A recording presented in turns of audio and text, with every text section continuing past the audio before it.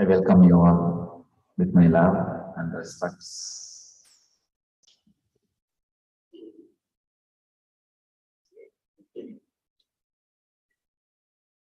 It's nice to be here again in Malaysia.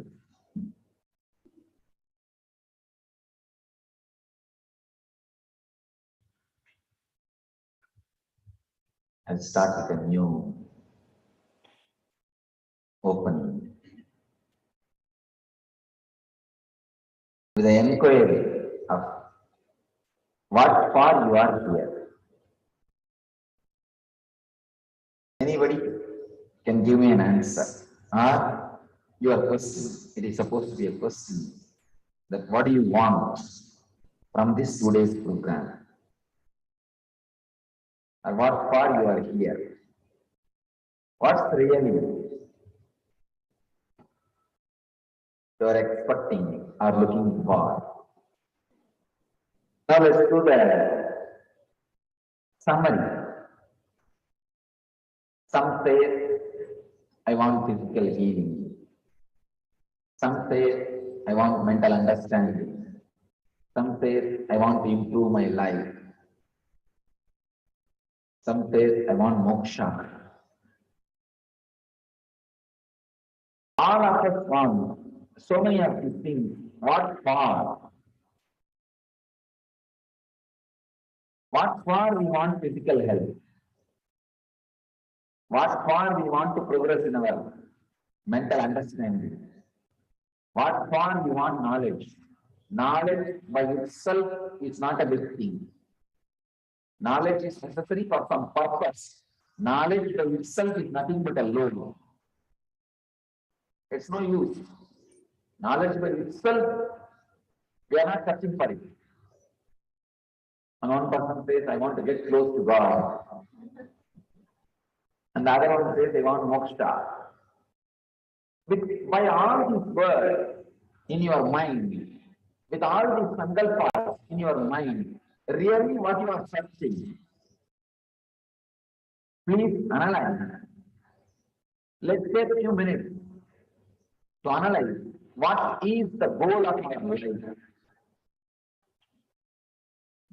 We have these big words, moksha, getting close to God, improving my life, spiritual progress. I want to attain knowledge. These are the words which you all spoke. What do you really mean by that word? What do you really understand by that word? Let us analyze. First thing which we need to learn, first thing which we need to understand in our life is really what we are searching. Don't bother whether you will get it or not. That is secondary. First thing, let us be clear what we are searching. Analyze. Take a few minutes. You can pen down few lines of what you are searching. Really, what is your purpose? Behind all these words, what you are understanding. First, come out.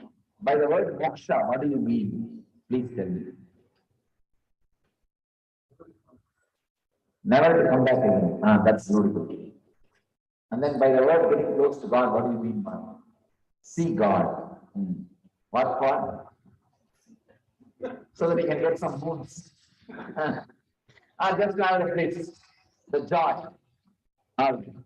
See, just to have the joy, even if you want to see God, that's it. So you wanted the bliss. And why do you want never why you don't want to come back again? Because you see this as suffering. So you want bliss again. So asking that I want to get close to God is asking for bliss. Saying that I don't want to come back is again asking for bliss. And the third thing, I want to improve myself. What are we going to do by improving ourselves? Who says that I want to improve myself? Yes. What do you want to do by improving yourself? Or what do you want to achieve? To be more meaningful. To be more meaningful. I'm not able to understand. More meaningful. Of course, to be more meaningful means again more bliss. Bliss is the meaning of the life. Nothing else. So again, you wanted more juice out of life. Out of the life fruit, more juice. So directly or indirectly, all of us are touching something called ananda, bliss. The unending energy, the unending taste, unending juice of life. For that, we have so many words. Even your search for physical healing is nothing but searching for joy. Inside your system, you feel an uncomfortable feeling, a discomfort.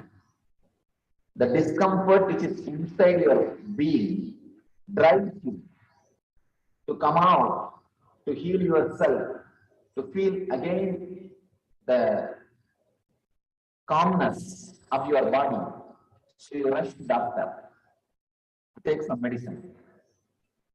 And inside the mind, if you feel restless, inside the mind, if you feel disturbed, then you run to have peace of mind. Somebody told, I want peace of mind. Who is that? Yes. I asked one piece or two pieces. Even the peace of mind is nothing but trying to solve, trying to find some solution for your inner restlessness, inner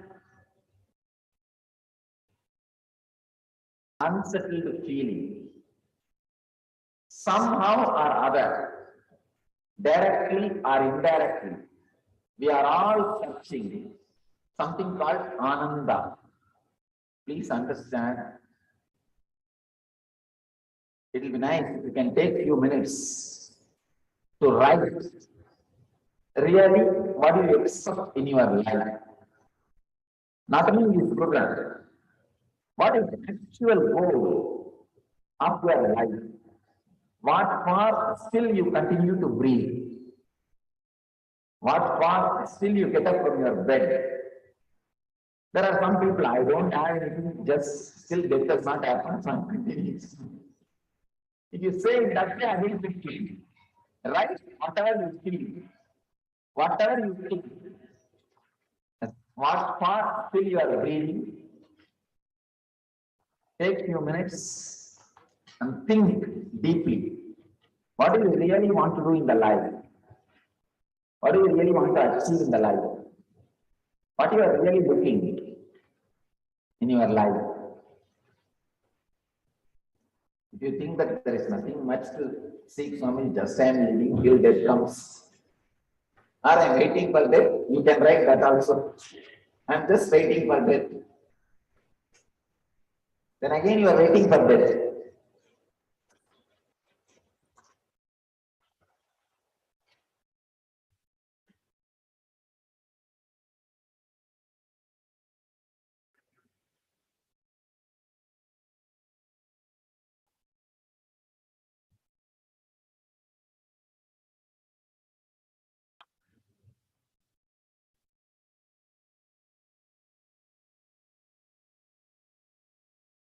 Somebody is copying the next person's paper. Please be very clear. You write what you want, what really you want in the life. And one more thing, it's going to be with you. I am not going to read, or you are not going to read it to somebody else. It is actually you searching your own self. See, continuously you give time for others. You think about others. You spend time with others. But you never think about yourself. You never spend time with yourself. You never give time to contemplate yourself. Here I am creating time and space for you to look into yourself, for you to search yourself. All I am trying to do is, I am giving a space in which you can search yourself. You can see yourself. The first step is start thinking what do you really want. Try to pen down at least some 10 statements. What all you think is the essence of your life? What all you think is the essence of your life, or what you are really searching for?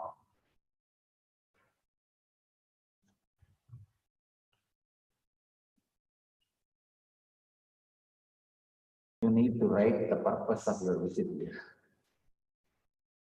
You are supposed to write, why did you come here? Don't write because my sister sent me. Anybody is here, just because my sister has sent me here, I am here.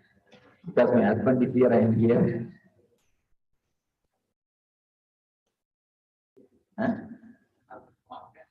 Oh, that is okay. See, that is okay. And again, it's like a moksha, asking for moksha. I just wanted to be aware of liberated from him. That is perfectly all right. Then you should write, I want moksha, liberation from my husband. That is why I am here.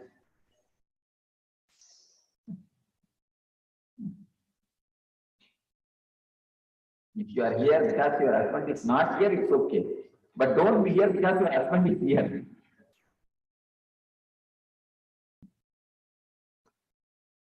How many are yet to do? Everybody is finished? All right, we will go to the next step. Directly or indirectly, we are all searching for bliss, ananda. We may give 100,000 names. You may say physical healing. Physical healing also is nothing but ananda. You are feeling some uncomfort inside your system. You are feeling some uncomfortable things outside your family. You are feeling some uncomfortable feeling in your stress, in your mind. The feeling of dukkha in your body is disease. Dukkha means misery. The feeling of misery in your mind is stress. The feeling of misery in your home is interpersonal relationship problem. The feeling of misery in your being is what we call bondage. All these things are nothing but the feeling of misery. So all your stuff is only one thing, bliss. If you are here for physical healing, you are in search of bliss. If you are here for mental healing, peace of mind, you are in search of bliss. If you are here in search of God and moksha, you are here for bliss. If you are here to solve your, develop your being, improve your personality, develop your relationship, again you are here for bliss. If you are here to gain knowledge, again you are here for bliss. Whatever is your purpose, directly or indirectly, it is related to bliss. You are in search of ananda. But again and again, all the enlightened masters from Buddha, all the enlightened masters again and again point towards yourself. Bliss is within you. Bliss is continuously happening in you. Your very life is bliss. Ananda Spurana. Spurana means, this is the program's name. This program is called as Ananda Spurana.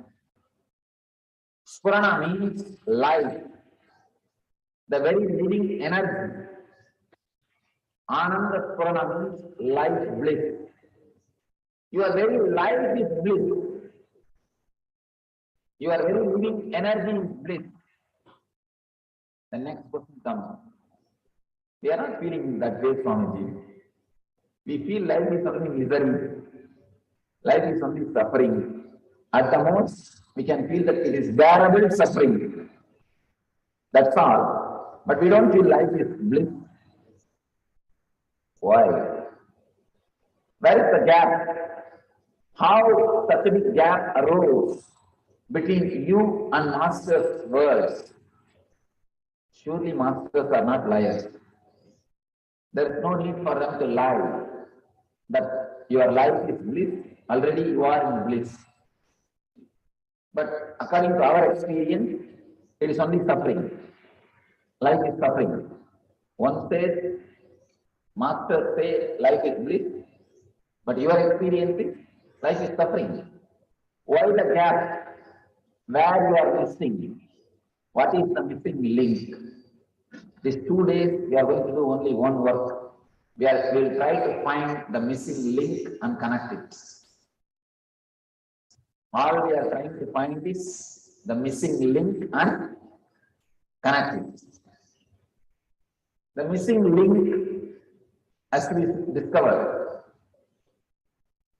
Somewhere we are blocking, we are stopping the bliss happening to us. How we stop? How can we stop the stopping process? It's the whole thing we need to understand. How we can stop and stop the process of stopping. That is the whole thing need to be understood, which we need to understand. Here I am trying to introduce about the 7 chakras. These are 7 energy points which is in your body, which is energy centers, which shows tremendous amount of energy, bliss in you. The amount of energy contained in this chakra, a huge energy is stored. A tremendous amount of energy is stored in these energy centers. If you can unlock them, bring them to day-to-day life, you will be able to experience what I call bliss. If you can just work on this chakra and awaken them, you will be able to bridge the gap. You will be able to connect the missing link of the Master's words and your life.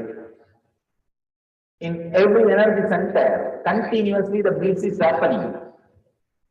But you stop the bliss in every energy center, you block it. These energy centers are directly related to some emotion. Each and every center is related to particular emotion. For example, this heart center is related to love. That is why in all the languages of the world, love is directly associated with the heart. Not only in Tamil, in almost all developed languages, the love and heart, these 2 words are used as synonymous. What about Chinese? In Chinese, what's the word you use for love and heart? For heart, what is the word? And love? Both don't have any common word.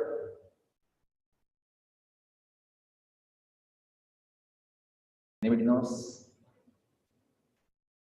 Or do they use both words to mean the same thing? Do they use the, you see, for example, in English, we ask, don't you have heart? It means we say, don't you have love? We mean.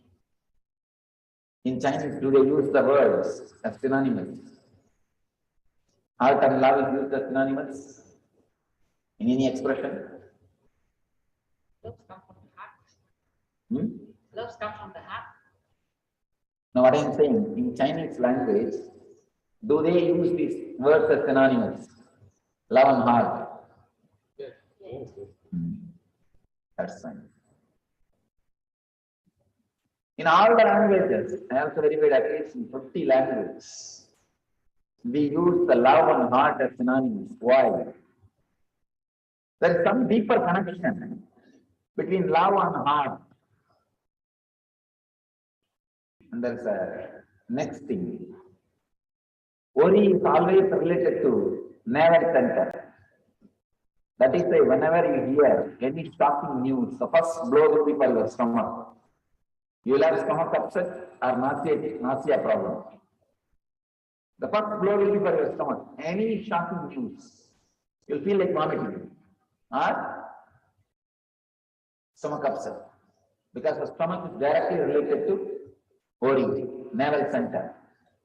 Same way, each and every chakra is related, each and every center is related to some emotion. If you know how to use that emotion, you will awaken that center, use that energy. If you use that emotion, you will use that chakra, you will use that center. If you abuse that emotion, you will abuse that center. Using the chakra and using the emotion is one and the same. Abusing the emotion is equivalent to abusing the chakra. When you don't use this center, when you abuse these centers, that energy creates disease in you. You need to understand, any energy, if you abuse, it will kick you back. Even a hand,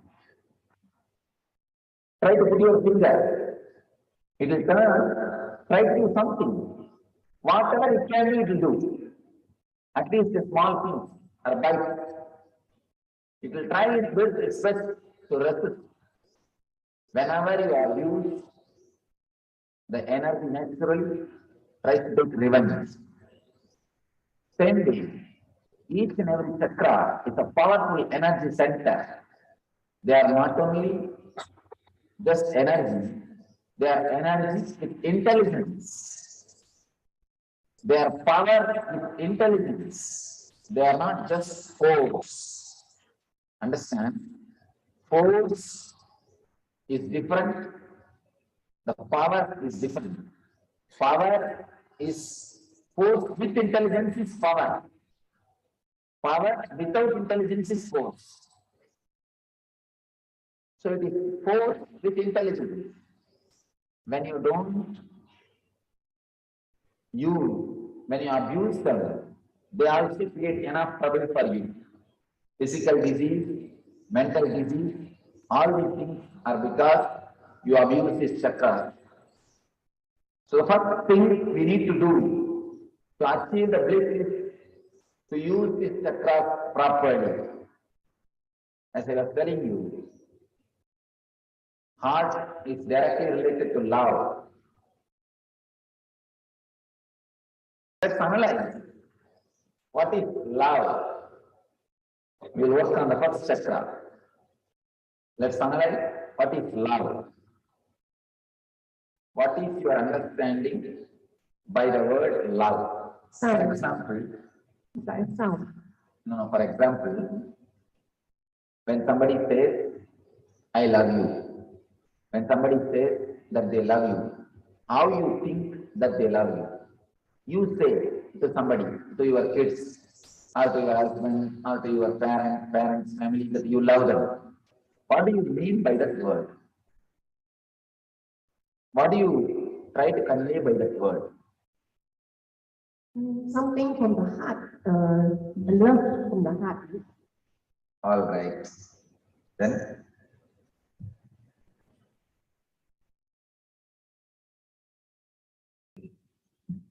அன்பை காட்டுவதற்கு அடையாளம். இல்லம்மா அன்புனா என்ன English சொல்ல முடியாதம்மா? Because I wanted everyone to understand. All right, I'll translate. Okay, ma, okay. She said that showing the love is what I understand by the word love. When it's unconditional and selfless. That's nice. Now I got a person to argue.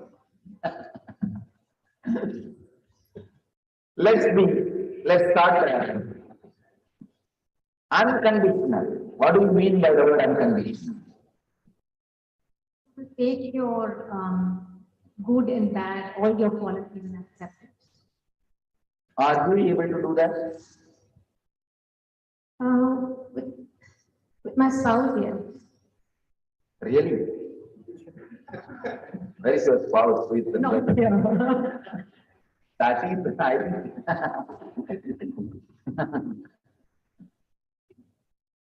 Let me explain this word unconditional. Three things. First thing I want you to know, all our love is conditional. Either we expect monetary benefit or we expect the psychological support, means that moral support, feeling of family, which gives you the strength, mental strength, or a good certificate, a name, good name. Without these three things, I don't think our energy flows towards anybody. Can you say, now with this three scale, after analyzing your love with this three scale, you are showering love, you are radiating love, without even these three reasons? Difficult. That's right. You are honest. A good feeling about someone and something. Good feeling about someone. Okay. That's acceptable.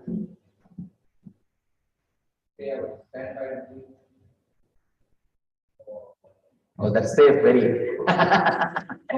I'll stand by with you. It's a very safe answer. Yes. All right. Thank you.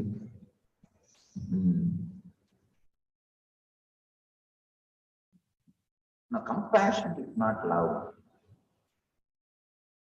And I tell you, all our idea of compassion is nothing but the projection of ego. Compassion, a real compassion can happen only as an empathy, not as a sympathy. Sympathy is just an ego. I am an high pedestal, I am just giving you. That is not compassion. Empathy is only compassion. Feeling the suffering of the other is only compassion. That can happen only by enlightenment. Usually it never happens. If you have real compassion, you will straight away be able to heal anybody. You will radiate energy. You will feel the empathy and you will share their suffering. With sympathy, with compassion, we won't share their suffering. We just sometimes, not sometimes, many times, we feel good about others' suffering. Honestly, do a check with yourself. When somebody suffers, what do you really feel? You really feel inside, let him suffer. Or at least you feel, oh, I am not suffering. Oh God, at least I am saved. If you hear news about London terror, or if you hear news about American tornado Dennis, if you hear news about Indian tsunami or Indonesia tsunami, first thing what do you think? Oh, I am not sick. God saved me. One corner of your mind feels good when others suffer. Understand, compassion is not as compassionate as you think. Our compassion is not as compassionate as we think.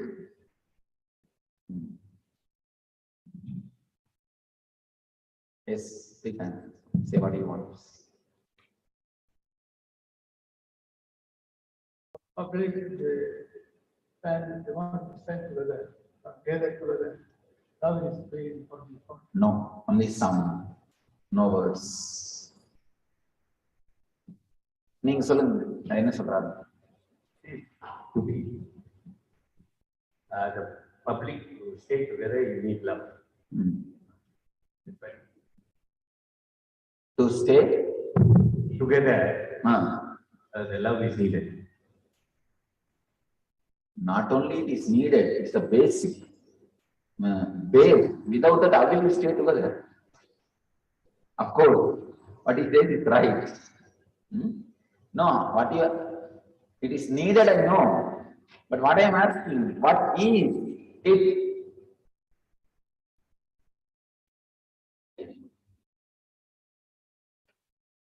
All right. That's actually what you said is the honest, straight answer. Whatever we know about love is nothing but showing affection. We don't know anything more. Please be very clear. You might have read 10,000 volumes about love, or a great philosophies about love, big books about love, but never ever think that you know something about love more than showing affection. If at all you can complicate a simple thing with big words, you will become philosopher. How to become philosopher? It's a very simple thing. Straight thing. Try to complicate simple things as complicated as possible.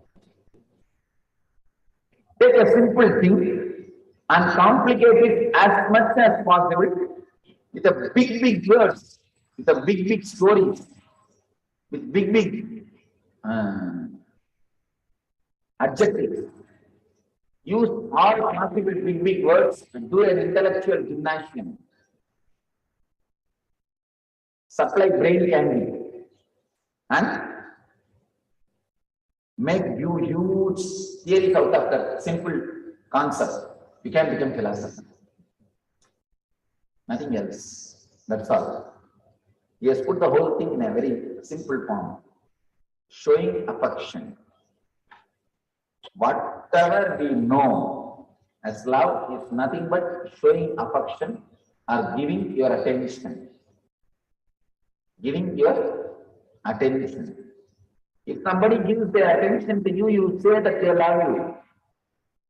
If you give your attention to somebody, you say that you love him. That's all. Nothing more. If you find that person is not giving his attention nowadays as he used to give, you say, early time he used to love me, now he doesn't care for me. You don't know anything else except showing attention. If somebody shows his attention to you, his or her attention, you say, he loves.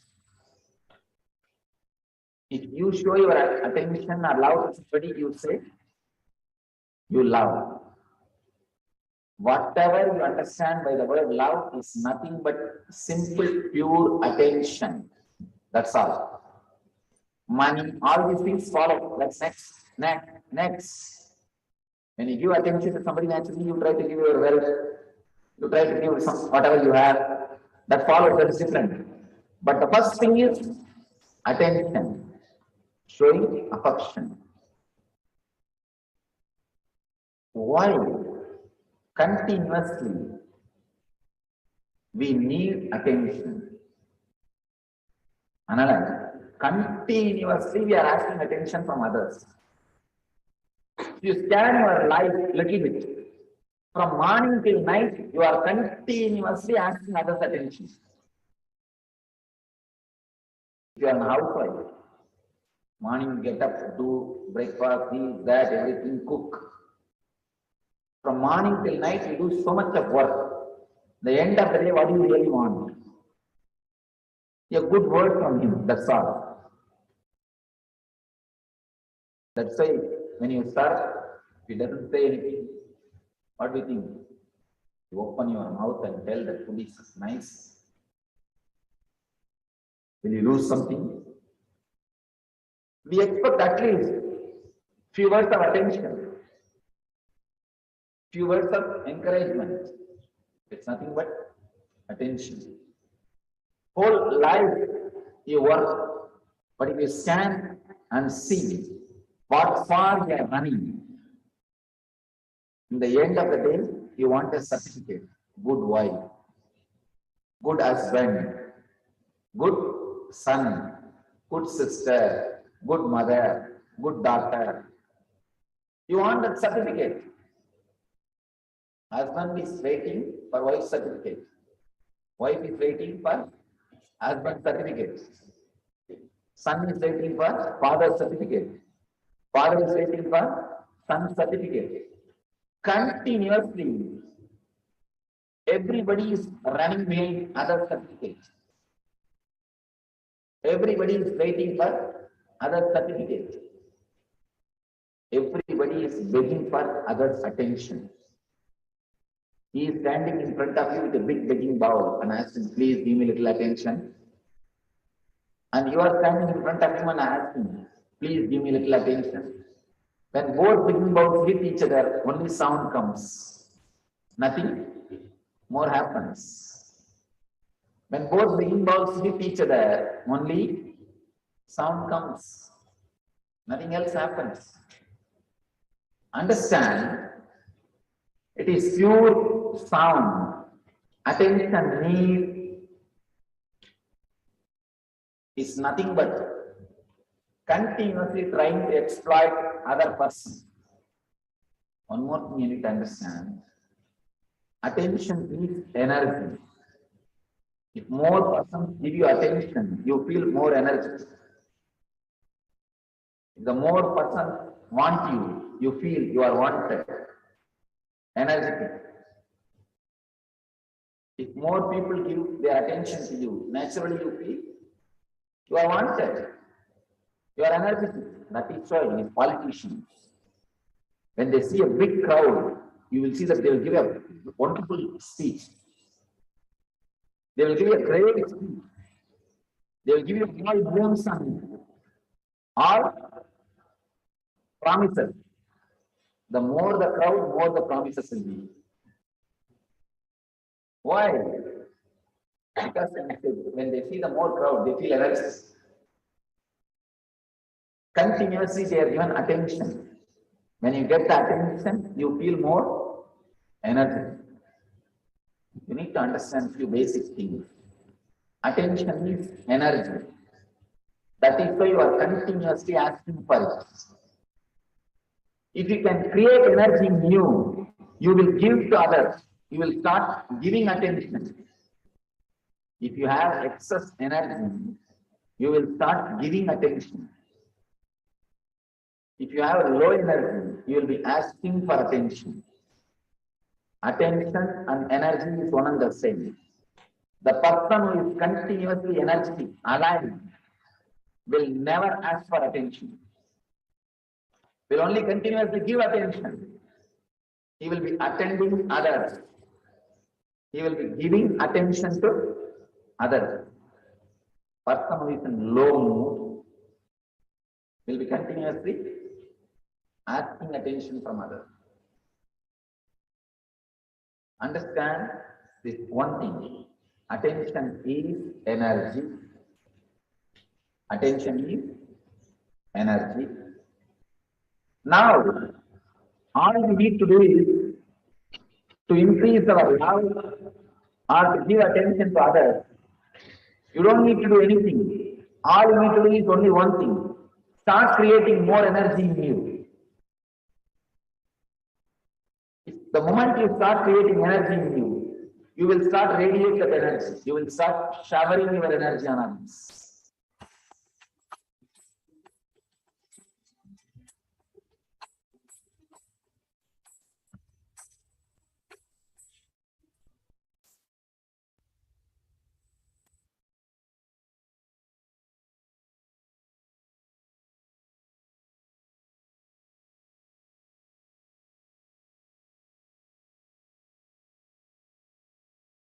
In the year 2006, on this day, the Supreme Pontiff of Hinduism performed the humongous scale yajna in Tamil Nadu on 16th, 17th, and 18th of July. This yajna was an offering to the seven presiding deities for the seven chakras in the human system. The human system has seven major centers called the chakras. These chakras are associated with various emotions that cause disturbances in the mind and therefore in the body. In the year 2008, on this day, the Supreme Pontiff of Hinduism conducted a session for the Nithyananda delegates at Adi Kailasa, Bengaluru. In the year 2009, the Supreme Pontiff of Hinduism conducted the Kalpataru program in Tamil Nadu. In the year 2010, the Supreme Pontiff of Hinduism delivered and expounded on the cosmic principles of intuition. In this talk, the Supreme Pontiff of Hinduism revealed that the intuition is the most untapped resource available and in every being, and when intuition happens, it is reality. He explained that even with astrology, nadi, intuitive or psychic readings or oracles, not to trust them more than your own intuition in order to become enlightened, but to have guts to trust your intuition. He shared that intuition awakens the moment when you take up responsibility and not put blame on others or yourself, when your whole energy is centered on you and you alone. The Supreme Pontiff of Hinduism revealed that in the Vedic tradition, intuition is the base for many of the Shastras, and in order to understand, you need to play with the idea of intuition.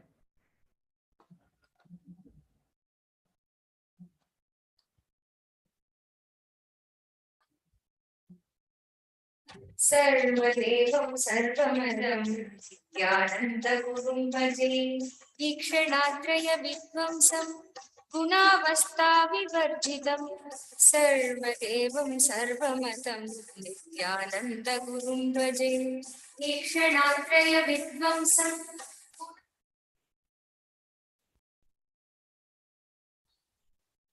सदाशिवसमारम्भाम् शङ्कराचार्यमध्यमाम् अस्मदाचार्यपर्यन्ताम् वन्दे गुरुपरम्पराम्.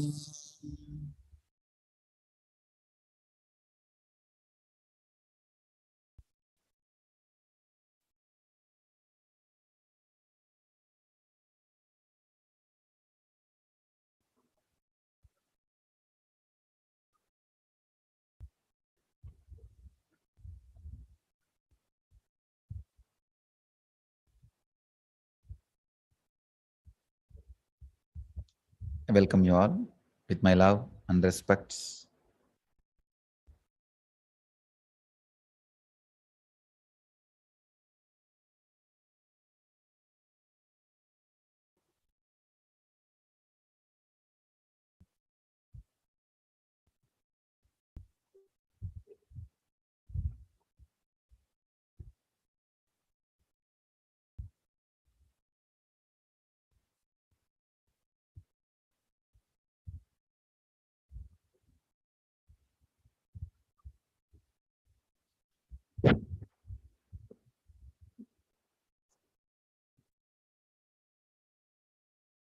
Intuition.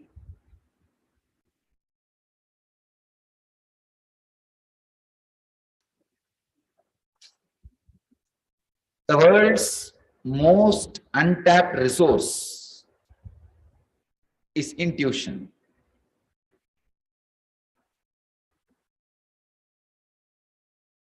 Available in every being, unused in almost every being.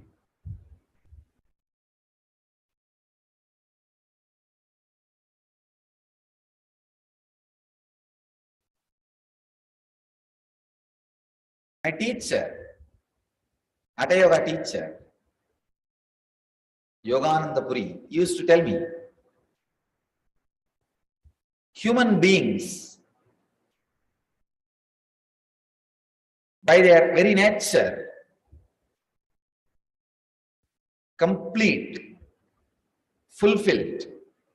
The human body, by its very nature, built for all possible things which can happen in flesh and blood.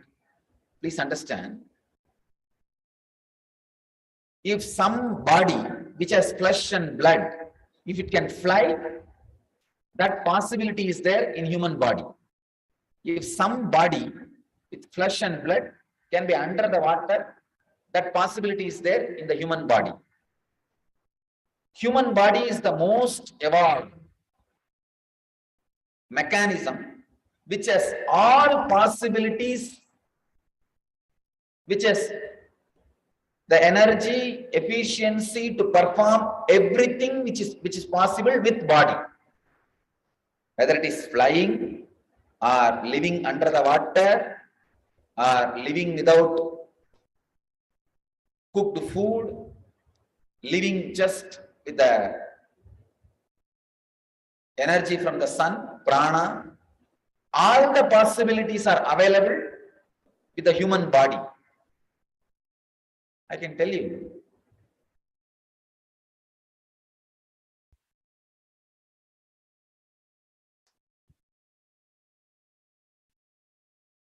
Every possibility of flying, possibility of living under the water, possibility of living without solid food. Even these possibilities have been awakened in many, many more bodies than intuition. That is why I am saying most untapped resource on the planet Earth. Just like most endangered species on the planet Earth is enlightened beings. Most endangered species. Same way, most untapped resource is intuition. The funny part of the whole thing is, it's available very easily. All you need is just being simple. Please understand, I am not saying being simpleton or ignorant. No. Being simple. Ignorance always carries a fear. I don't know. When you don't carry that fear, it is simplicity, innocence. The only difference between an enlightened being and an ordinary person is he does not carry the fear of unknown or unknowing. He does not carry the fear about something which he does not know. There's a beautiful story about Sarvanyatva in Shankara's life. Shankara was supposed to be Sarvanya. Sarvanya means all-knower. There is a story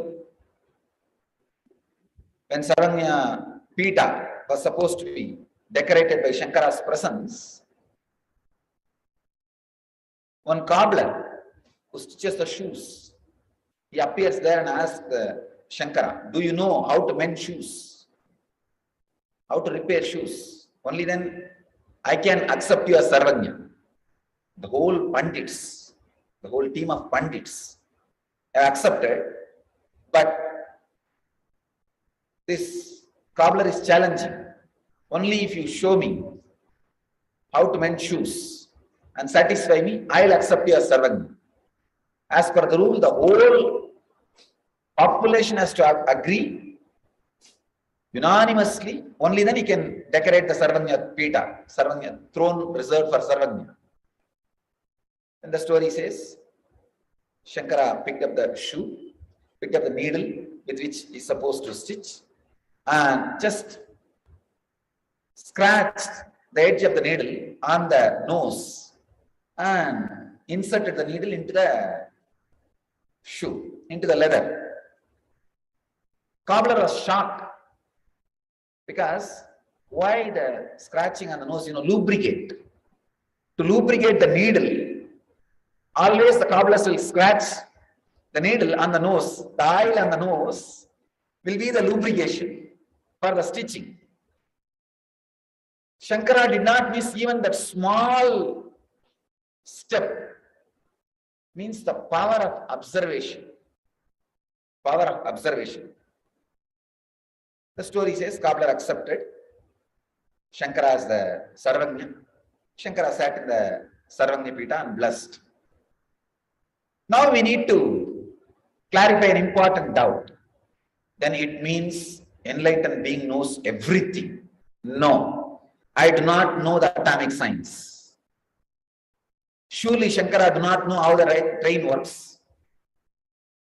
Surely he doesn't know how the steam engine works. No, surely he doesn't know. Then what is the meaning of the word Sarvanyatva? A pure consciousness which operates through the senses, which observes anything comes in front of it and can understand the secrets of everything which is presented in front of it. Please understand, if Shankara wanted, he could have developed a train. If he puts awareness on it, if Shankara wanted, he could have developed the aircraft if he puts awareness on it. But by his very self, he will not know. The Sarvanyatva need to be understood very clearly, because misunderstanding of the word Sarvanyatva will always keep you in the guilt, which will make you away from Sarvanyatva, which will keep you away from Sarvanyatva. Whenever a person has a wrong concept about enlightenment, that very wrong concept keeps him away from enlightenment. Same way, the Sarvanyatva, if you have a wrong concept about Sarvanyatva, just that concept will keep you away from Sarvanyatva. Sarvanya does not mean knowing everything, but whatever is presented in front of his senses will be recorded without any prejudice, without any disturbance, without any footnotes, your own personal comments. The attitude of writing footnotes starts all the problems. That creates the problems. As long as you record all the files and keep it in the archives, you will have complete access to the archives. The moment you start putting footnotes and the favored star, when you put the favored star, when you start marking, that is where the problem starts. Sarvanya is a person who knows everything. There is no special attention. Please understand, when I say the word who knows everything, you need to understand this word very clearly. When I say who knows everything, does not mean he knows how the satellite works. No. Anything presented in front of his senses, he knows. Towards anything, if he concentrates, he will know.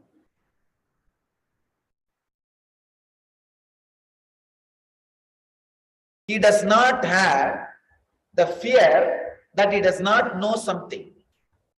Because of his clarity, anything which comes in front of him, he will know. Please understand.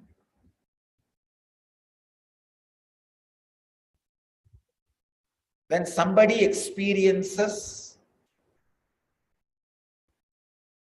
fearlessness for a few seconds, usually human beings experience fearlessness when they come in touch with huge money for a few seconds, till they take that money for granted, till mentally they plan how to use that money and finish it off.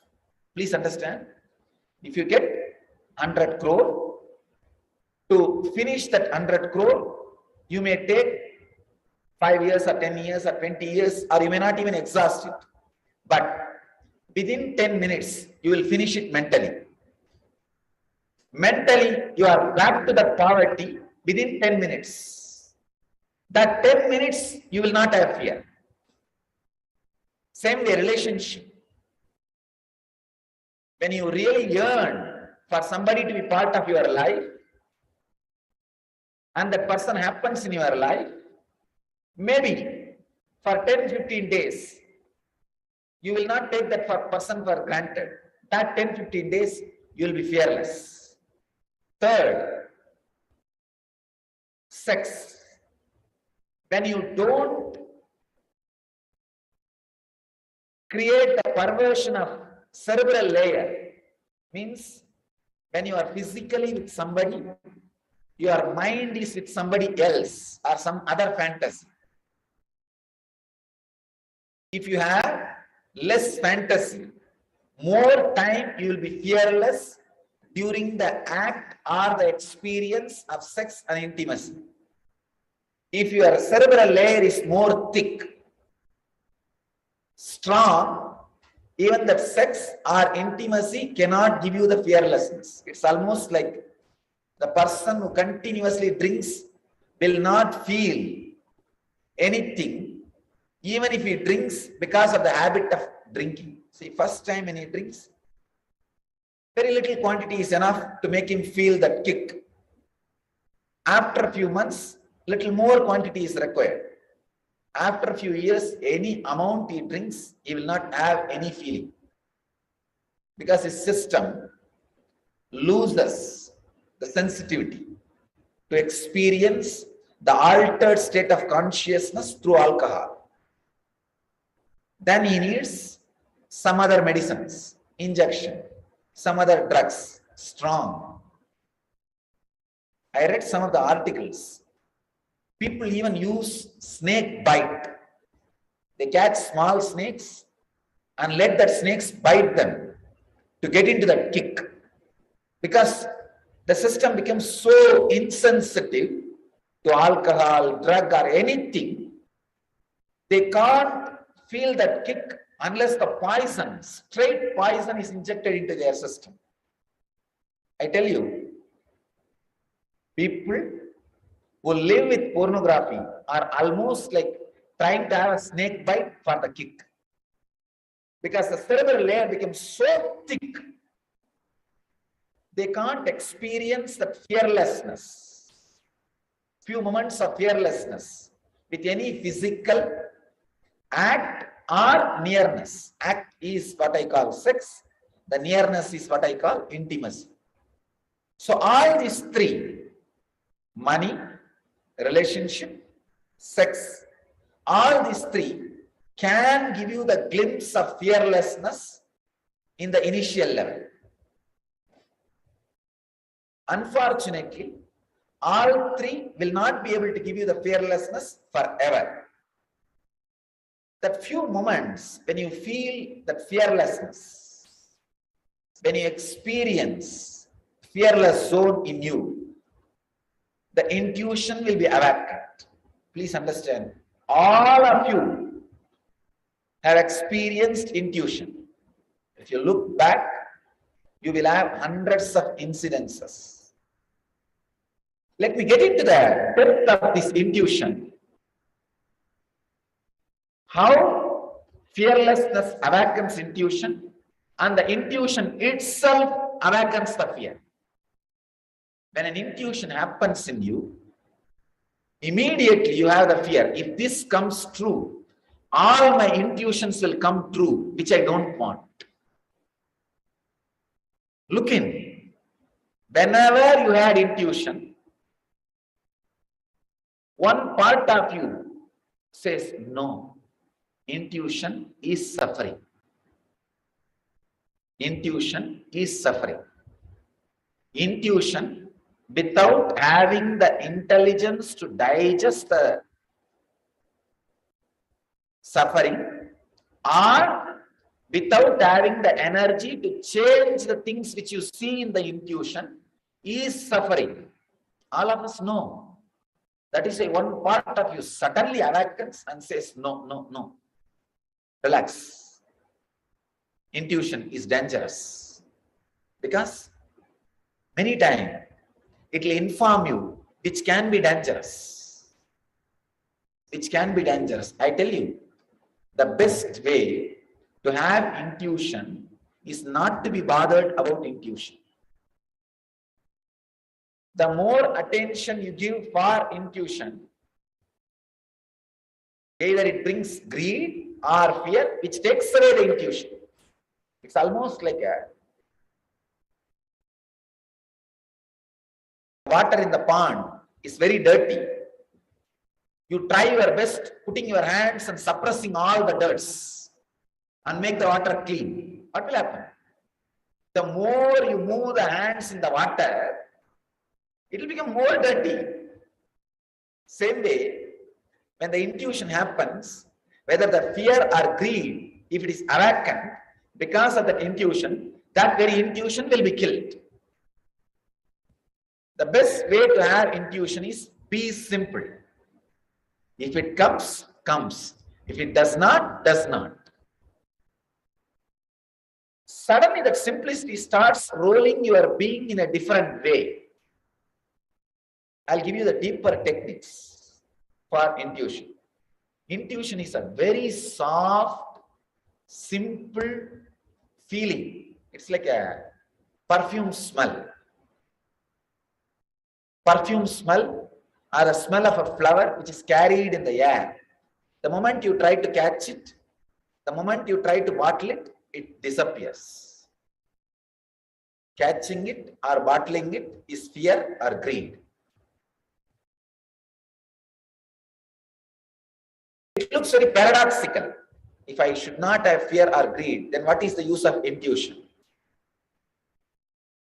This question, unanswered, ununderstood, is responsible for my statement which I said, intuition is the most untapped resource, natural resource available on the earth.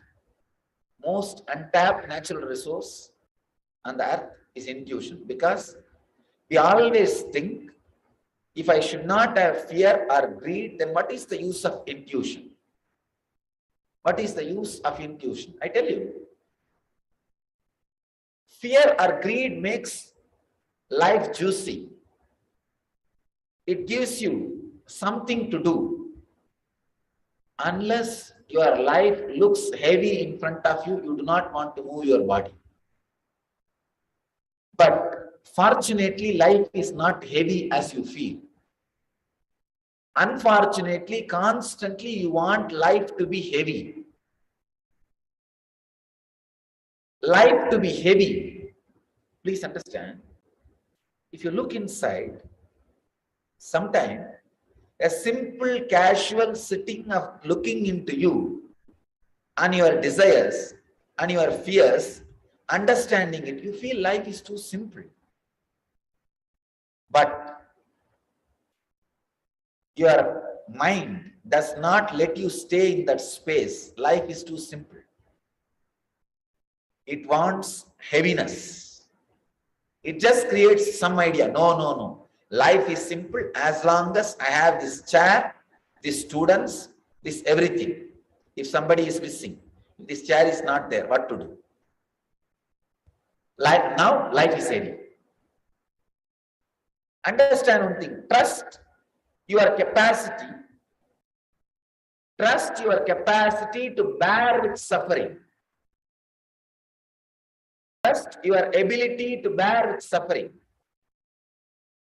Your maximum bearable limit or the bearing limit is much more than what you always think. Your MBL is at least few hundred times more than what you think. Before entering into anything, you consider your past MBL, then plan the future incidents. That is where you fail. That is where life fails. I can tell you hundreds and hundreds of stories. A guy goes to a master late night in the middle of the forest. Asks, master, I have to cross this forest.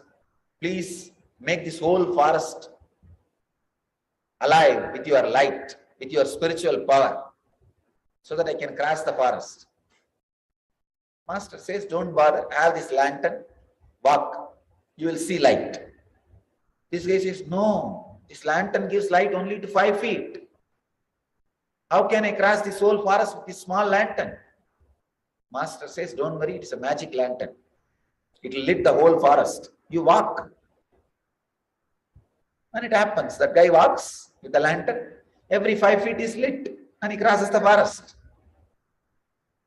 Everybody has solved all the problems of my life.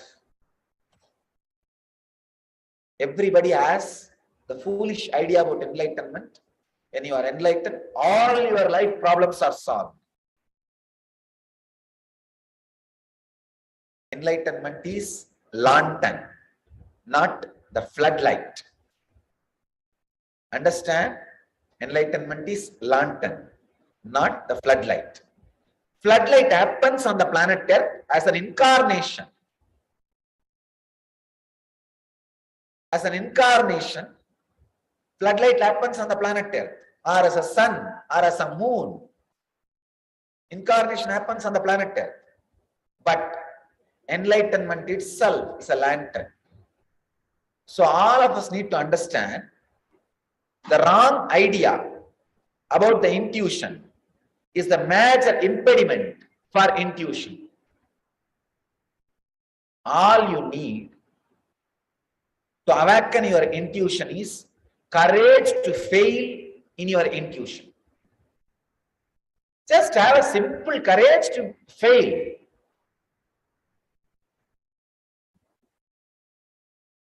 Understand? Always your mind frightens you. Constantly it frightens you and makes you feel as if you are never going to fail. No.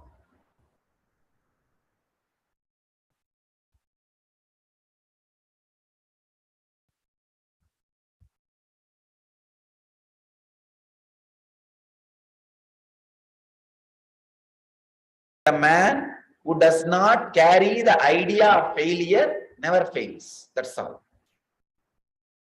As long as you carry any idea about failure, mark my words, you will fail.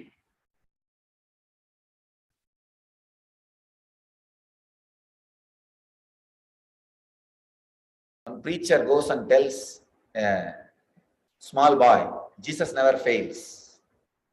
That guy says, no, in my class he failed. Understand? Even Jesus, as long as he carries the idea of failure, he will be failing.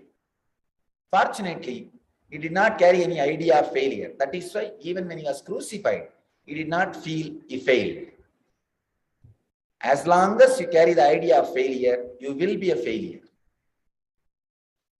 So to awaken the intuition, the first thing is decide next 10 days, do it like a homework. Just go on listening to your Manipura naval center. That is the intuition center. Whatever comes from it, whatever comes from inside, without the fear, go ahead, make the moves, take the steps. I am not saying you will not be doing anything wrong, but I can assure you will be doing less number of wrong things than your previous time. See, if you start this exercise today, I am not saying next 10 days you will not make any mistakes, but you will surely make less mistakes than the past 10 days. That I can assure. When you start trusting you and start living with this intuition, means, see, when the intuition starts, it starts with a lot of dirt of fear and greed. Because your biomemory is not sensitive enough to feel the intuition as it is.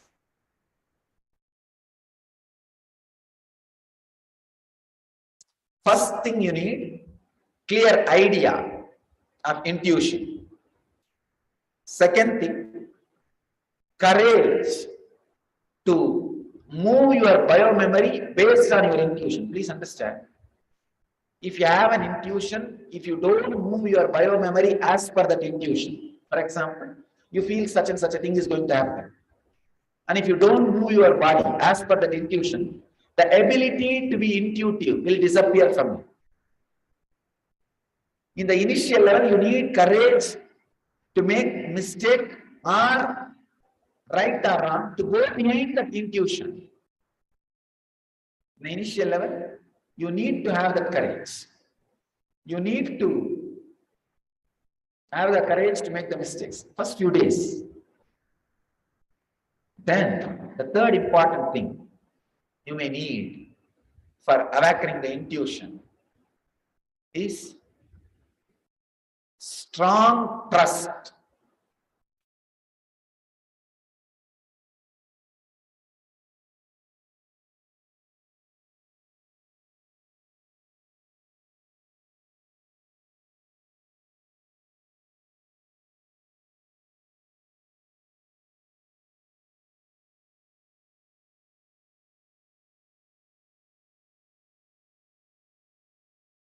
Now I wanted to introduce the sutra to expand this idea of trust.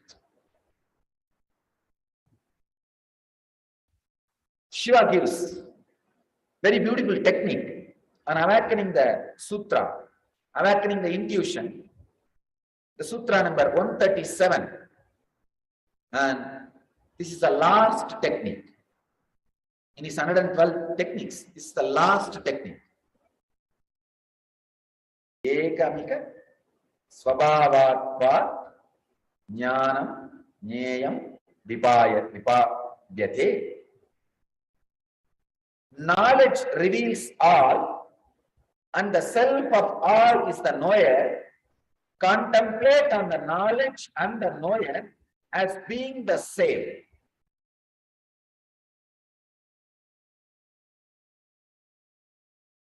All reps who translated the Zen, who created the book Zen Flesh and Zen Bones, and who translated the sutras, he translates this verse as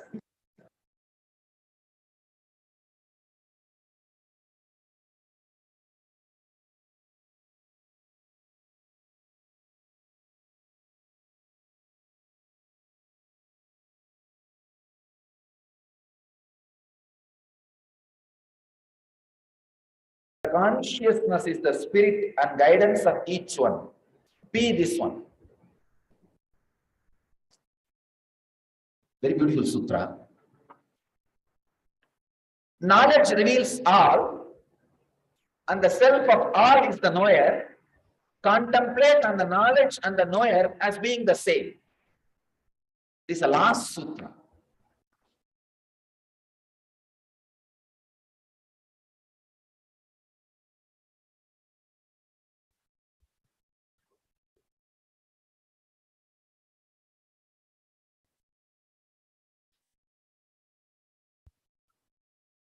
The Zen tradition, the masters, all masters have a habit of giving the ultimate teaching just before they are dead. So before the masters leave their body, usually Zen masters declare the time of they are leaving the body, and all the disciples will gather around him just to get that last teaching. Because most updated teaching which can be expressed in that body, every moment that body gets updated. Please understand, enlightenment is not final, it is ultimate, happening continuously. So the enlightened beings also, the experience may be same, but the expression constantly gets refined. So the most refined expression which can come out of an enlightened being is the last word before they leave the body. All the disciples, even other masters will gather when an enlightened master leaves the body, because last word is the most powerful word. And these Zen masters, they will make all crazy statements as the last word. One master was just keeping quiet at the last moment. They are asking, please make the last word. Please make the last word, last teaching. He says, not now, after death I will make. They are asking, what do you mean? After death you will make. How will you make? He just kept quiet, did not answer.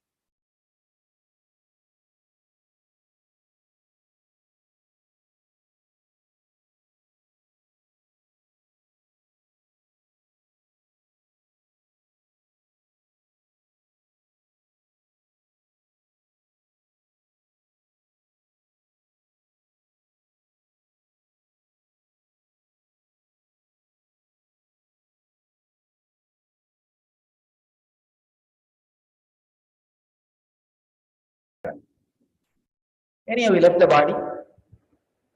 When they put the body into the fire, he has tied all over his body firecrackers. It started bursting.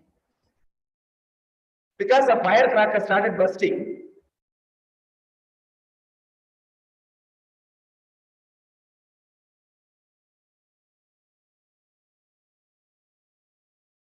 the whole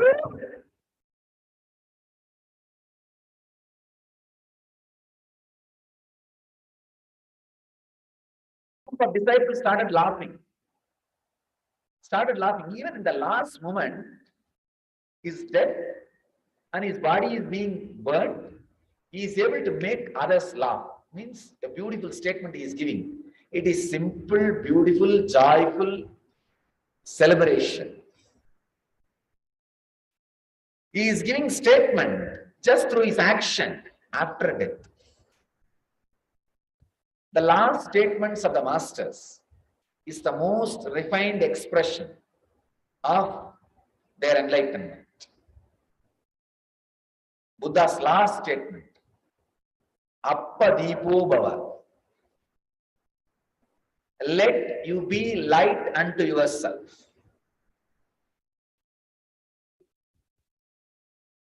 I can say this statement is almost like Shiva's final statement. Of course, Shiva never left the body, as we all understand.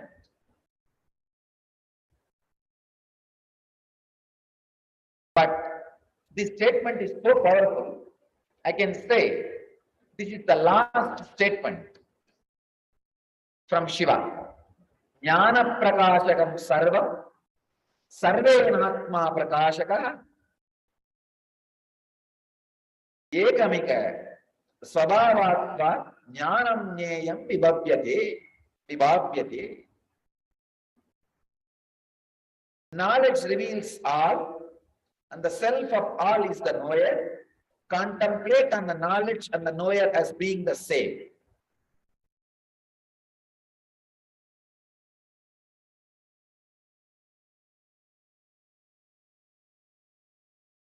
Just deeply trust whatever comes as intuition is reality.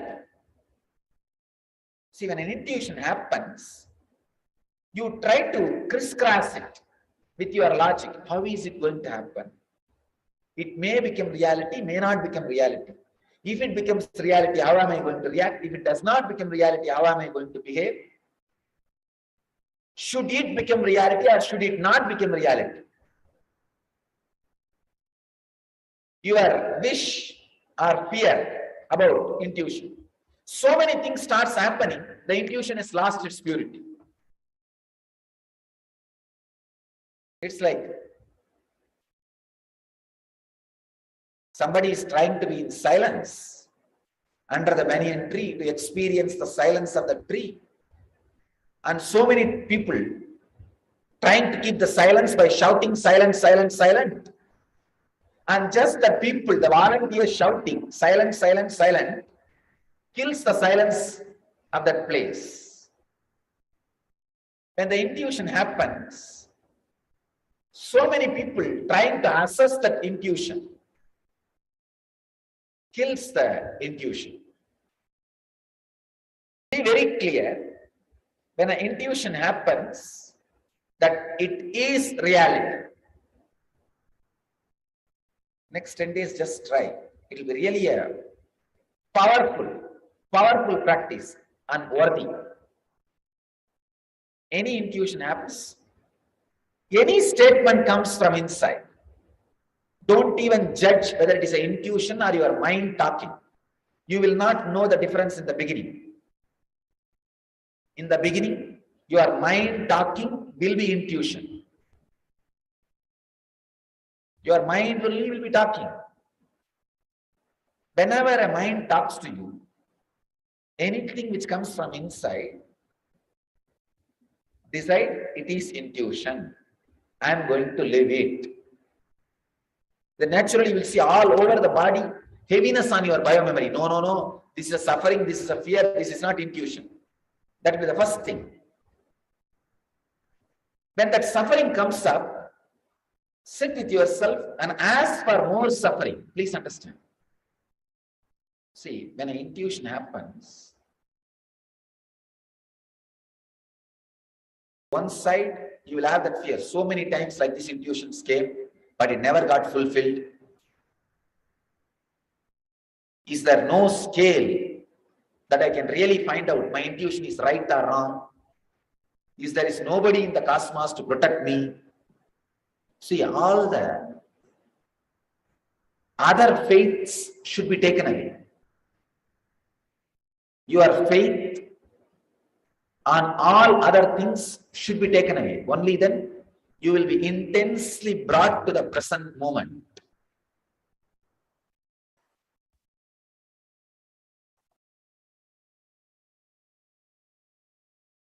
Any faith you have, anything other than you is dangerous. Any faith you have on anything other than you is dangerous. Please understand.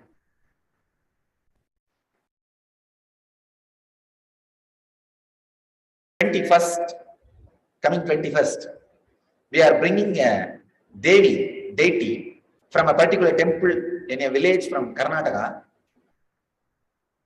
The speciality, uniqueness of the Devi is that priests, if they just hold that Devi and they'll start playing some music and doing puja, that deity will automatically start moving and start writing different letters on the rice which is in front of the Devi. Any question you ask, that Devi will answer.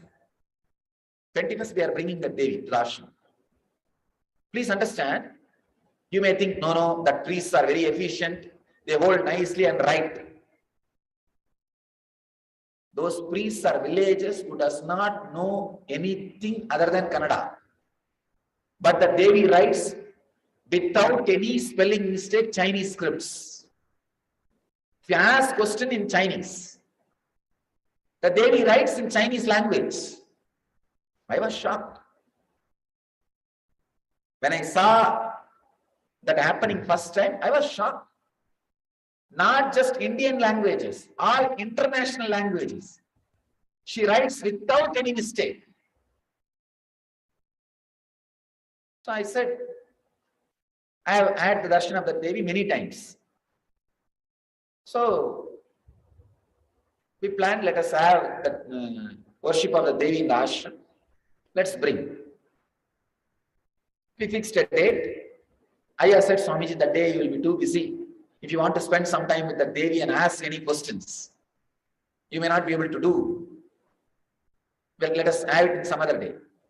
I said, no, I am not bringing the Devi to ask any questions. I am bringing just because I love her. That's all. We are going to have puja, but no question answer session.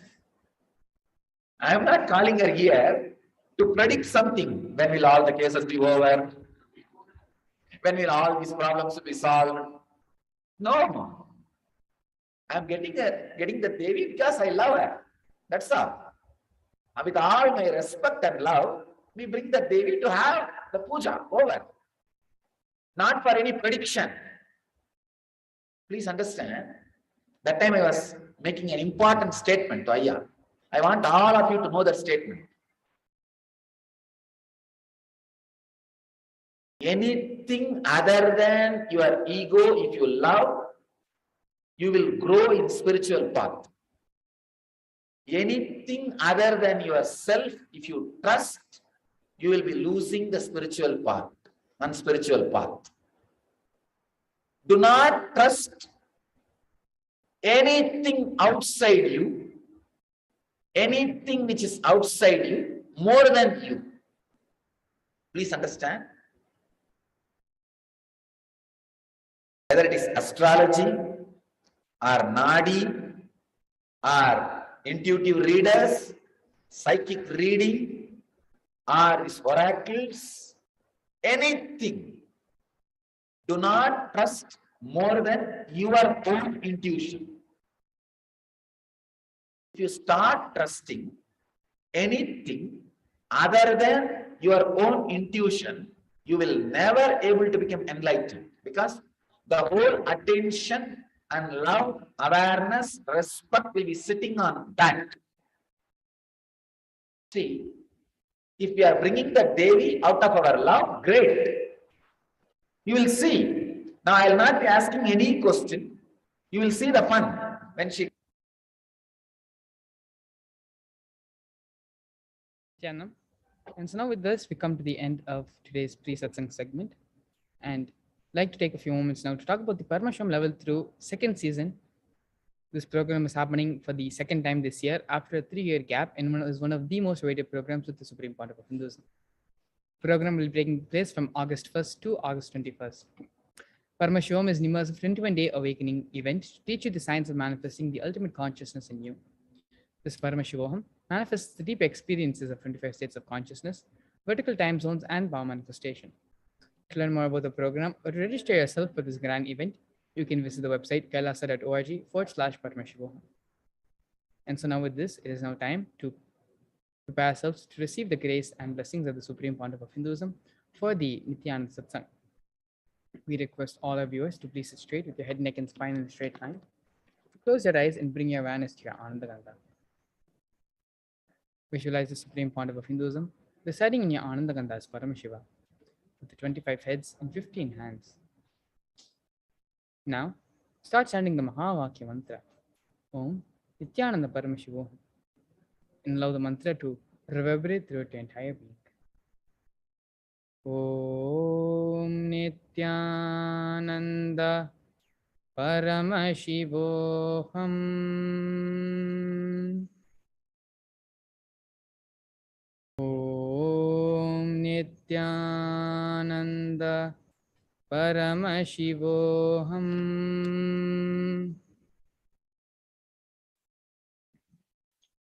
Om Nithyananda Paramashivoham. Continue to be in this deep restful awareness as we get ready to receive the Supreme Pontiff of Hinduism for the Nithyananda Satsang.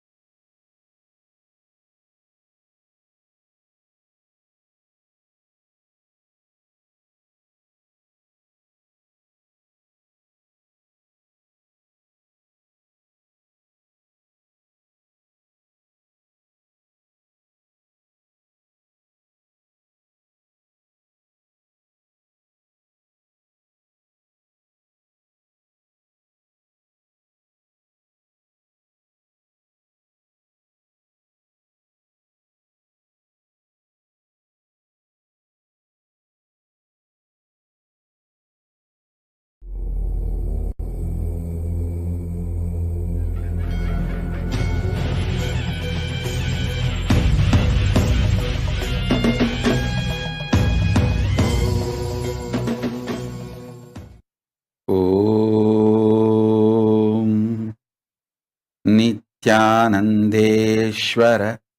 परमशिवसमारम्भाम् नित्यानन्देश्वरि परमशिवशक्तिमध्यमाम् अस्मदाचार्यपर्यन्ताम् वन्दे गुरुपरम्पराम्.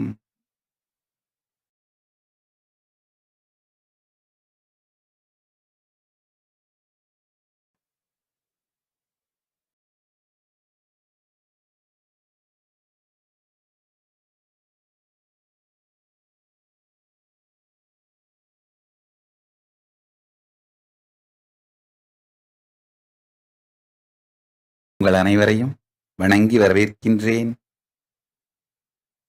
உலகம் முழுவதிலும் அமர்ந்திருக்கும் அன்பர்கள், பக்தர்கள், சீடர்கள் மற்றும் அனைவரையும் வணங்கி வரவேற்கின்றேன். இந்த குரு பூர்ணிமை நன்னாளில் பரமசிவ பரம்பொருளின் பேரருளும் ஆசிகளும் நம் எல்லோர் மீதும் நின்றிருக்கட்டும்.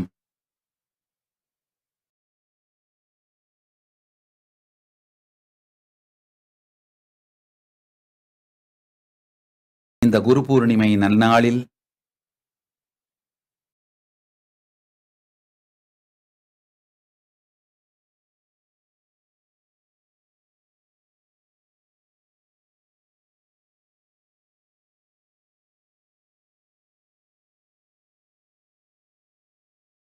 இனிய இந்த குரு பூர்ணிமை நன்னாளில் என்னை என் குரு பரம்பரைக்கு சரணாகதி செய்து என்னையே என் குரு பரம்பரைக்கு அர்ப்பணித்து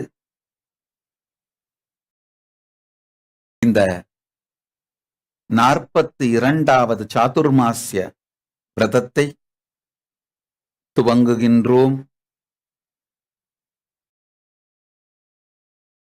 இந்த இனிய நன்னாளில் எல்லோருக்கும் எல்லா நலன்களும், மங்களத்தன்மையும், உடல் நலமும், மனநலமும், எல்லா நலமும் பரமசிவ பரம்பொருளின் பேரருளால் அமைந்திட எல்லோரையும் ஆசீர்வதிக்கின்றோம்.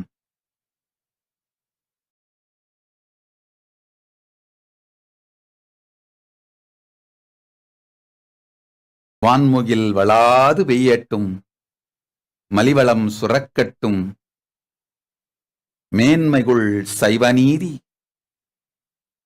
விளங்கட்டும் உலகமெல்லாம், எல்லோர்க்கும் நன்மை நிகழட்டும், எல்லோரும் ஆள்போல் தழைத்து அருகுபோல் வேரூன்றி மூங்கில் போல் சுற்றம் சூழ 16 பேரும் பெற்று பரமசிவன் பேரருளால் மண்ணில் நல்ல வண்ணம் வாழ்ந்து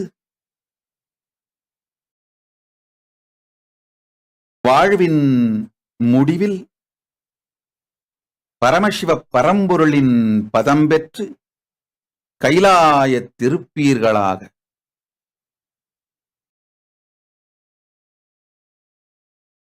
பரமசிவ பரம்பொருளின் பேரருள், பேரானந்தம் எல்லா நிலைகளிலும் எல்லோர்க்கும்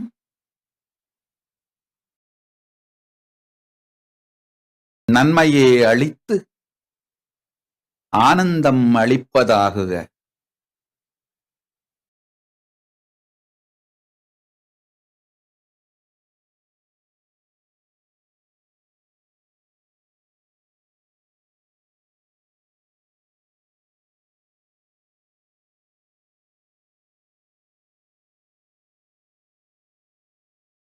இன்றிலிருந்து 42வது சாதுர்மாஸ்ய விரதத்தை துவங்குகின்றோம்.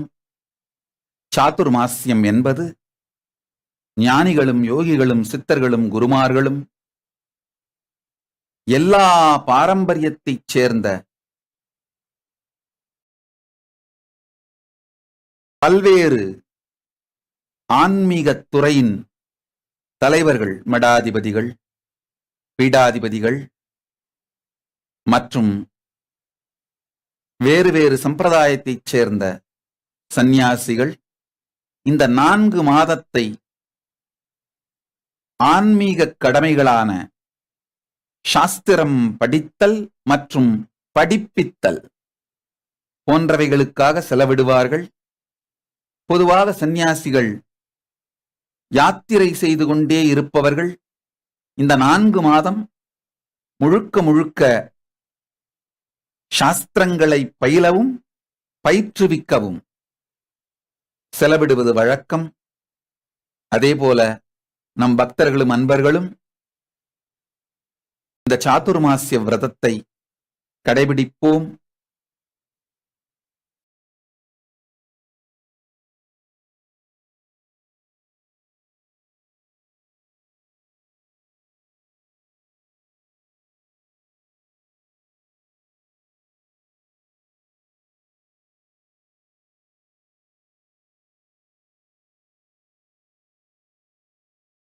இந்த 3 மாத கால நீண்ட நெடிய சமாதிக்கு பின் உங்களோடு பகிர்ந்து கொள்வதற்கு பரமசிவனின் ஞானமும் அருளும் ஆசிகளும் நிறையவே இருக்கின்றன.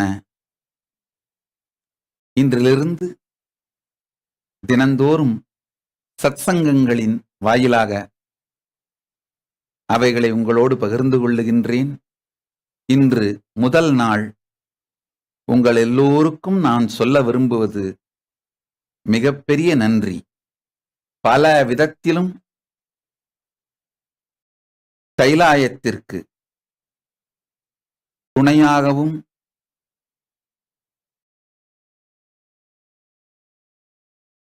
ஆதரவாகவும் பலமாகவும் நின்ற எல்லா பக்தர்கள், அன்பர்கள், சீடர்கள், பொதுமக்கள், இந்துக்கள் அனைவருக்கும் என்னுடைய நன்றி நன்றி நன்றி. நன்றியைத்தான் முதற்கண் உங்களுக்கு சமர்ப்பிக்க விரும்புகின்றேன்.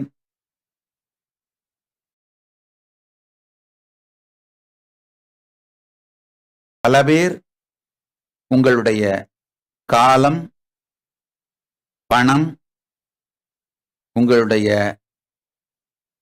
அன்பு, ஆதரவு பல நிலைகளிலும் கைலாயத்திற்கு துணை புரிந்தீர்கள், புரிந்து கொண்டிருக்கின்றீர்கள். அவர்கள் எல்லோருக்கும் நன்றி.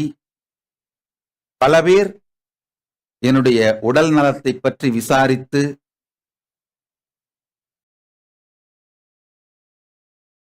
உங்களுடைய அன்பையும்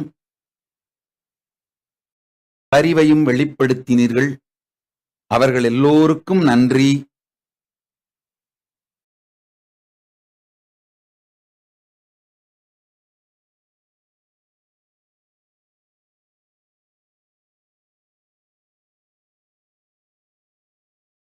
சொல்ல வேண்டியது மிகுந்து இருப்பதனால்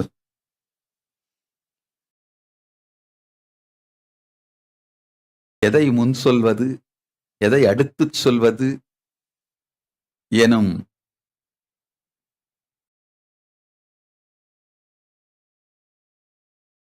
இந்த போராட்டத்திலேயே வார்த்தைகள் வெளிவராமல் அமைதியோடு இருக்கின்றேன்.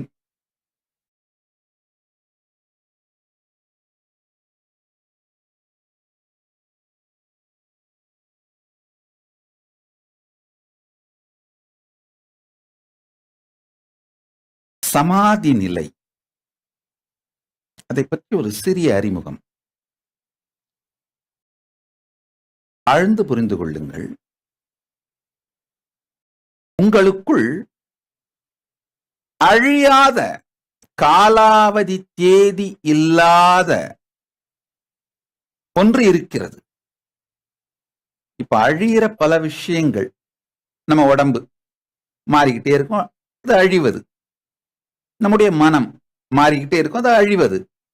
நம்முடைய உணர்ச்சிகள் இதெல்லாம் மாறிக்கிட்டே இருக்கும், அதெல்லாம் அழிவது. ஆனா இதையெல்லாம் தாண்டி அழிவில்லாத ஒன்று, காலாவதி தேதி இல்லாத ஒன்று நம்ம எல்லாருக்குள்ளேயும் இருக்கு. அதுதான் ஆன்மா. அந்த ஆன்மாவில் தான் பரமாத்மாவான நம்ம எல்லாருடைய ஆன்மாவினுடைய மொத்த தொகுப்பான பரமசிவ பரம்பொருள் பிரதிபலிக்கின்றார். தன்னையே தன்மயமாக தனக்குள் நிறைந்து நான் நான் நான் என்று நம் எல்லோருக்குள்ளும் இருக்கின்ற அந்த ஆன்ம உணர்விற்குள் அவர் மலருகின்றார், பிரதிபலிக்கின்றார், இருக்கின்றார். நம்ம எல்லாருக்குள்ளையும் காலாவதி தேதி இல்லாத, காலாவதி ஆகாத முழுமையான ஒன்று இருக்கின்றது. நிரந்தரமான ஒன்று, நித்தியமான ஒன்று இருக்கின்றது.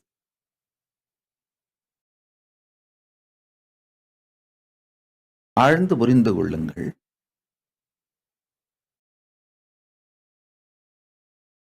இந்த காலாவதி ஆகாத, காலாவதி தேதி இல்லாத நிரந்தரமான ஒன்றோடு ஒன்றி இருப்பதுதான் சமாதி நிலை. நல்லா புரிஞ்சுக்குங்க. எனக்கு 3 வயசாகும் பொழுது என்னுடைய குருமார்கள் மடியில உட்கார வச்சு இந்த சாத்துர்மாசிய விரதத்தை துவங்கி வைத்தார்கள். 3 வயசாகும் பொழுது பாலசன்னியாசம் கொடுத்து இந்த சாத்துர்மாசிய விரதத்தை கடைபிடிக்க துவக்கி வைத்தார்கள். அன்றிலிருந்து இன்று வரை பல்வேறு விதமான இந்து சம்பிரதாயங்கள் சார்ந்த பல்வேறு விதமான ஆன்மீக பிராக்டிசஸ், ஸ்பிரிச்சுவல் பிராக்டிசஸ், ஆன்மீக சாதனைகளை செய்திருக்கின்றேன்.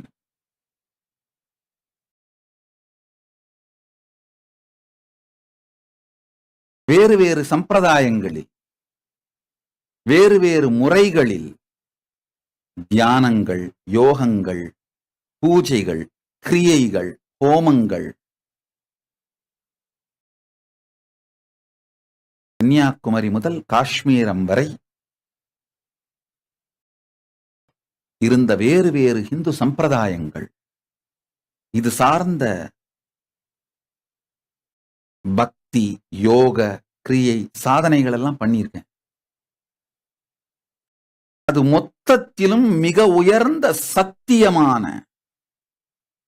அருமையான ஒரு சாதனை. இப்போ உங்களுக்கு சொல்றேன், தயவு செஞ்சு உள்வாங்கிக்கோங்க. நம்ம எல்லாருக்குள்ளையும் அழியாத ஒன்று நிரந்தரமாக இருக்கின்றது. இதை பற்றி சிந்திக்க துவங்கினீர்களானால் அந்த அழியாத ஒன்று எது என்று உணர வேண்டும் என்று ஈடுபாடு வரும். அதன் மீது ஆழ்ந்த ஈர்ப்பு வரும். அந்த அழியாத ஒன்றின் மீது ஈர்ப்பு வந்துவிட்டாலே போதுங்கய்யா, பரமசிவன் உங்களுக்குள் நிறைந்து விடுவார், நீங்கள் அவருக்குள் கரைந்து விடுவீர்கள். அந்த ஈர்ப்பு வர்ற வரைக்கும் தான் நீங்க சிந்தித்து சிந்தித்து யோசித்து யோசித்து அதை நோக்கி நீங்க பயணப்படணும். நம்ம மனசுக்கு இருக்கிற ஒரு குணம் என்னன்னா, நம்மை விட மிக உயர்ந்தது அப்படின்ற ஒண்ணுத்த புரிஞ்சிருச்சுன்னா அதை நோக்கியே ஓடும்.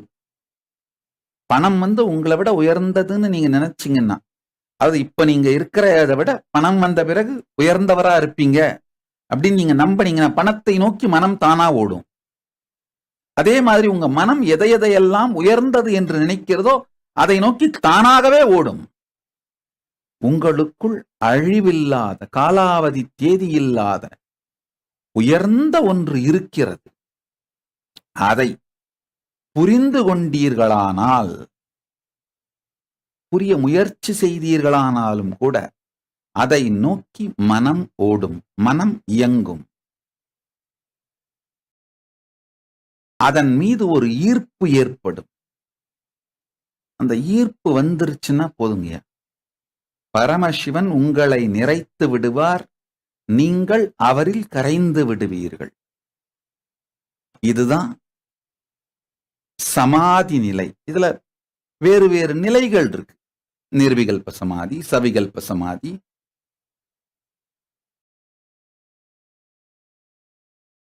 சகஜ சமாதி, வேறு வேறு நிலைகள் இருக்கு. இந்த சமாதிகளில் எந்த ஒரு சமாதியின் அனுபவமும் ஏற்பட்டு விட்டால் கூட உங்கள் உடலும் மனமும் உயிரும் பரமசிவன் வாழுகின்ற திருக்கோயில்களாக மாறிவிடும். எப்போதும் அவர் வெளிப்பட்டு எல்லா நன்மையும் உங்களுக்கும் தந்து உங்களை சுற்றி இருக்கின்ற எல்லாருக்குமே நீங்க ஒரு மிகப்பெரிய ஆசியாக, வரமாக மாறிவிடுவீர்கள்.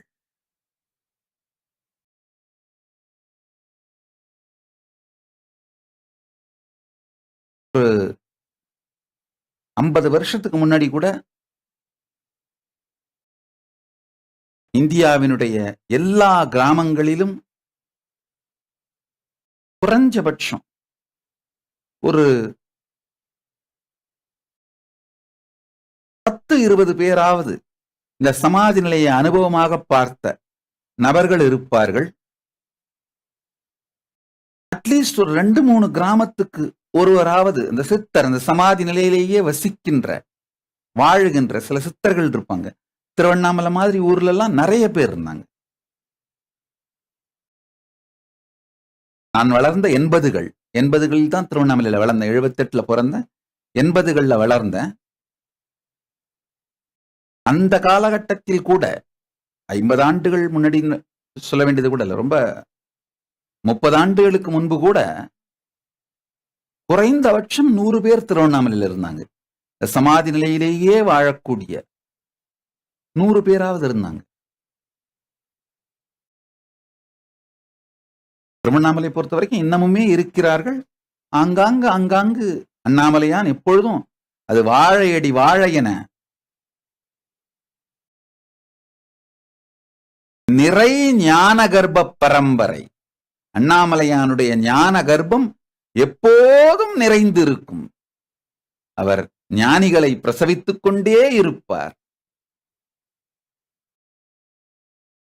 அதனாலதான் அவரை ஞான தபோதனரை வாவென்றழைக்கும் மலைன்னு சொல்வோம்.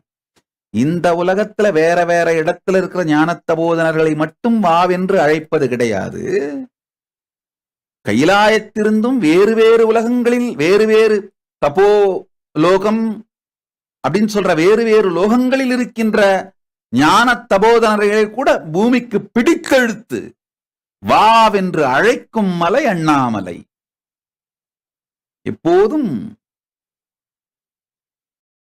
அது மாதிரி உலகத்தின் பல பாகங்களிலிருந்தும் மற்றும் வேற்று உலகங்களிலிருந்தும் கூட ஞான தபோதனரை பிடித்து இழுத்து வாவென்று அழைத்து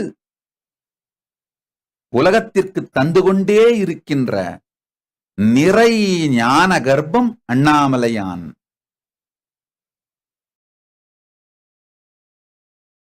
பரமசிவ பரம்பொருள்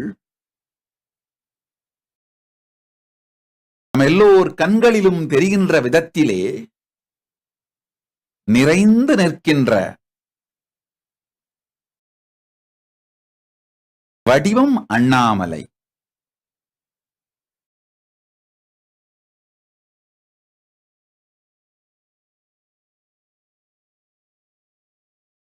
ஒரு தலைமுறைக்கு முன்பு கூட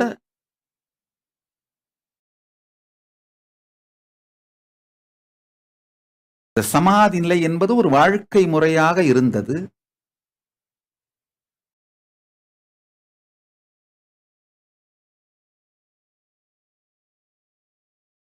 பரமசிவன் பேரருளால் மீண்டும் அது வாழ்க்கை முறையாக மாறும்.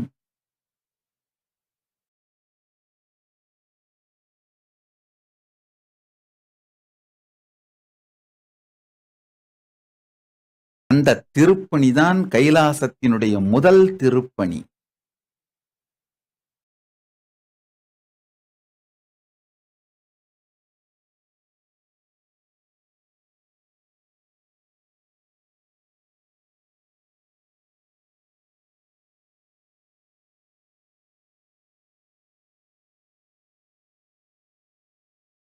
உலகமெங்கும்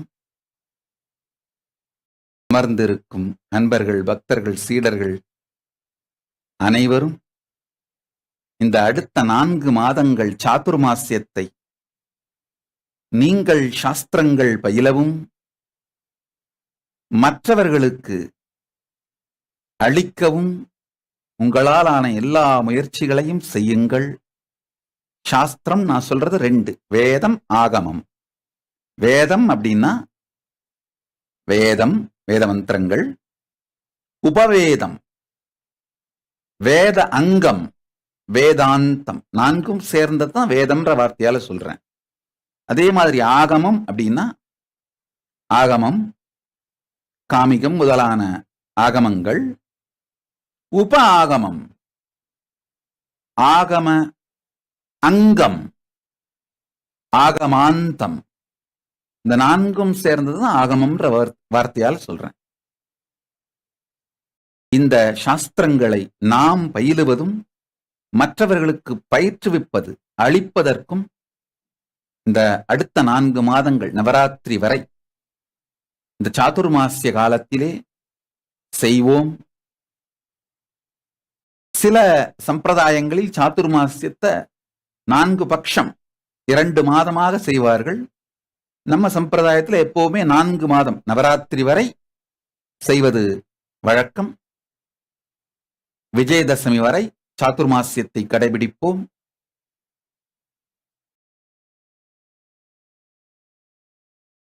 இந்த சாதுர்மாசியத்தில் நாம் செய்ய வேண்டிய கடமை இதுதான்.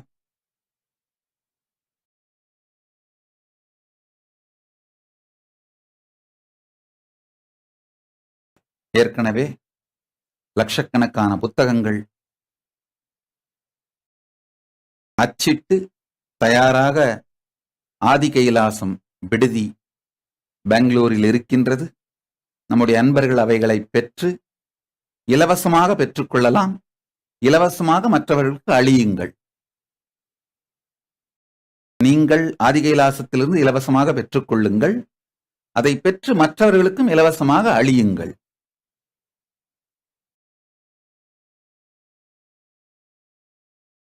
தயவு செய்து வீணாக்காதீர்கள். அது ஒரே ஒரு வேண்டுகோள் தான். படிக்க விருப்பம் இருக்கின்றவர்களுக்கு அளியுங்கள். விருப்பத்தை ஏற்படுத்திவிட்டு அளியுங்கள். அது ஒரே ஒரு வேண்டுகோள் தான்.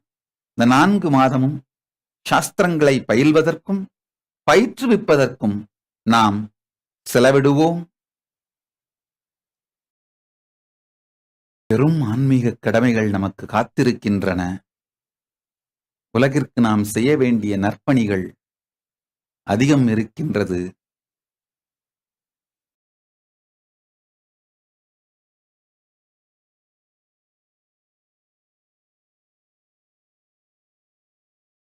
இரவு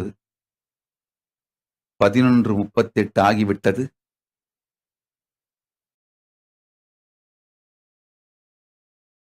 முக்கியமாக இந்தியாவில் இருப்பவர்களுக்கு இது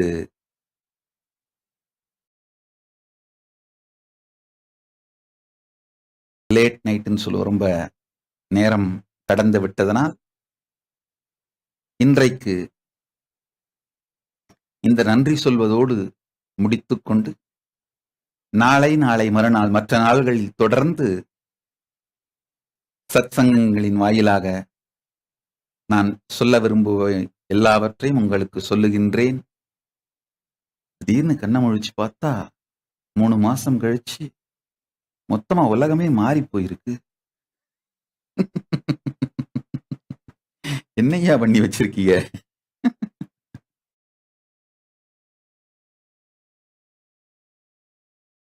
நிறைய சொல்லலாம். சொல்வதற்கு நிறைய இருக்கின்றன. Still I have to catch up with too many things. 3 மாதம் ஏப்ரல் 13ஆம் தேதியிலிருந்து இப்போ ஜூலை 13ஆம் தேதி வரை நிறைய நடந்திருக்கு. உங்களுக்கு 3 மாதம், எனக்கு அது ஒரு பெரிய யுகம் மாதிரி. ஏன்னா சமாதியில் நிறைந்திருந்து கரைந்திருந்து மீண்டும் சகஜ சமாதியிலிருந்து திருப்பணிகளை துவங்கும் பொழுது ஒரு மிகப்பெரிய இடைவெளி.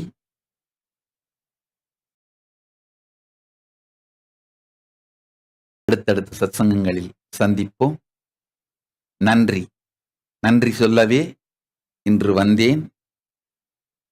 எல்லா விதத்திலும் உறுதுணையாக இருந்தவர்களுக்கும், அன்பையும் பரிவையும் காட்டியவர்களுக்கும் எல்லோருக்கும் நன்றி. எல்லோரும் நித்யானந்தத்தில் நிறைந்து, நித்யானந்தத்தில் மலர்ந்து, நித்யானந்தமாகிட ஆசீர்வதிக்கின்றேன்.